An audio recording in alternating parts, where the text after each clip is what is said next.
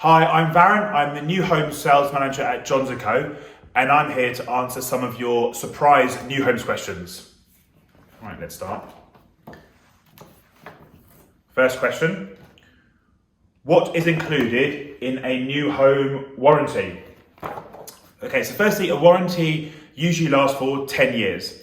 If you buy your property off plan, so that's before it's built, the warranty will cover you against the developer going bust or the actual development not being built. Once the property is built, or if you're purchasing a already built property, you're covered in two periods. So the first of which is for 2 years.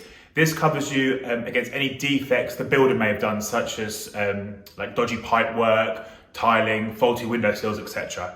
The remaining 8 years covers structural defects. So these are bigger problems to do with the building as a whole, such as the roof, ceilings, or even the foundations of the house. Your solicitor will review this prior to your exchange, so you'll go into this with open eyes. Right, next question.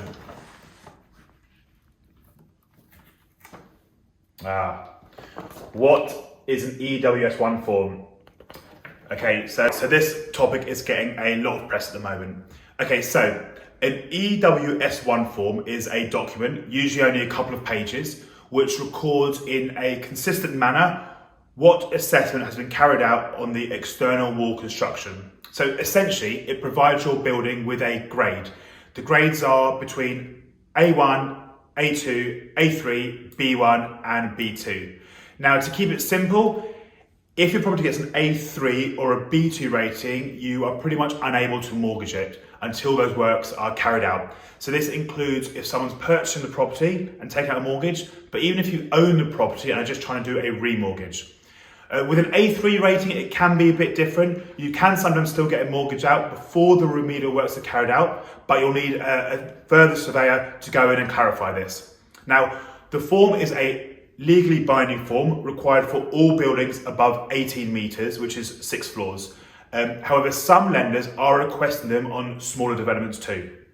Now, there are only a small number of professionals that can carry out this survey, and there are thousands of buildings that require it, which is the reason there's such a big backlog in getting them. Next question.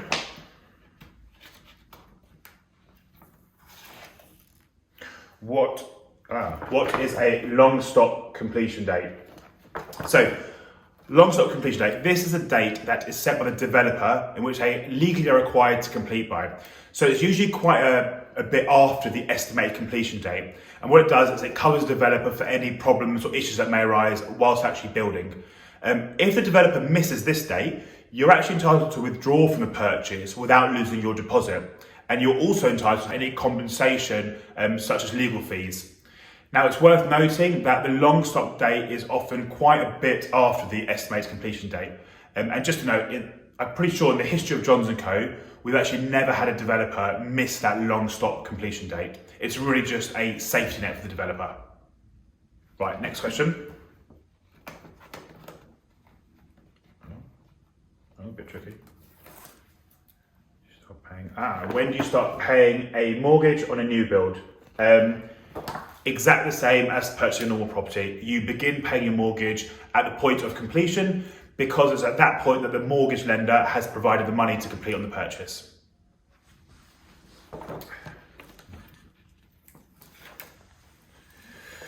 Do I have to pay a reservation fee and why?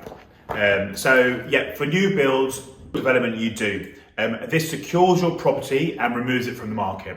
So the benefit is it gives your solicitor time to do all their legal work, and it gives your lender, if you are taking out a mortgage, time to do all their due diligence before lending. The benefit for the developer is it shows your intent to buy, you're not just offering on a whim. Right, next question. Racing through these. Do I have to pay service charge on my flat?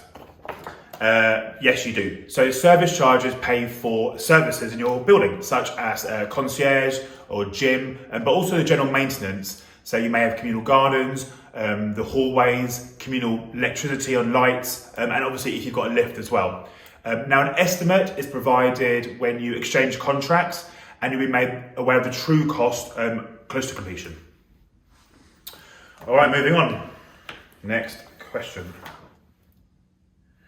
Can I make offers on new homes properties? Yes, absolutely. As with any property purchase, you can make an offer and negotiate. The thing to remember is with new homes, there's often very little emotion in it from a developer side because they're looking at it as a numbers game. The other thing as well to remember is with new homes, you can also ask for incentives such as stamp duty, furniture packs, or solicitor fees to be paid, and that can all be part of your offer. Right, nearly at the end, not many left. Can I use my own solicitor when buying a new home? Yes, you can. However, as mentioned in my previous question, do check with the developer about any incentives because they may be willing to contribute towards solicitor fees if you go with their recommended solicitor.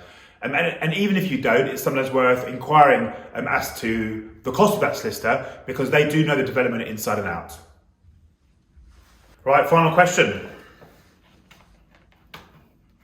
Final question. Should I get to survey when buying a new home? If you're taking out a mortgage, your bank will carry out a type of survey called a valuation survey. But this just tells your bank if the property is worth what you're paying for it. As for a building survey or a home buyer survey, it's really up to you. Buying a new home is a lot different to buying a house or a period property like a converted flat. You have to presume that as it's a new building, there aren't any major issues with it. The best advice really is to do whatever makes you feel comfortable. If it gives you peace of mind to have an additional survey, then just go for it. But remember to factor those costs in. You can also have something called a snagging survey, which costs a lot less, around £400 to £500. And this just goes on the property and identifies small snagging issues you may want to bring up before exchanging. But you can also just do this yourself. Right, I think that's everything. So hopefully this was of help to you. And if you need any more information, please get in touch with us at Johns & Co.